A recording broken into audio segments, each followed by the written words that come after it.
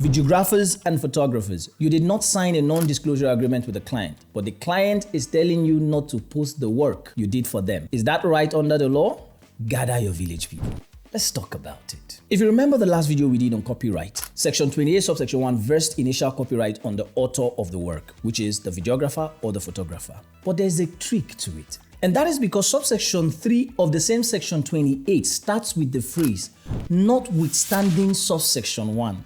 That is irrespective of subsection 1. And let me read it out. Notwithstanding subsection 1 and subject to any agreement between the parties, where a person for private and domestic purpose commissions the taking of a photograph or the painting or drawing of a portrait or the making of an audiovisual work, the person who commissioned the work shall be A, deemed to have a non-exclusive license to exploit the commissioned work for a non-commercial purpose, and B, entitled to restrain the publication, exhibition, broadcasting, communication, distribution, and making available of copies of the work to the public. What does it mean? It simply means that even though there's no agreement between you and the client, and initial copyright is vested in you as the author, being the photographer or videographer, subsection 3 is saying that notwithstanding that, if a person commissions you to do a job, either a portrait, a painting, a photograph, or an audiovisual work for domestic and private purpose, that is maybe, for example, a wedding. It is not for commercial purpose. The person is not trying to do it to earn money from it. It's for private consumption. If a person commissions you to do such a job, even though the person does not have copyright, the person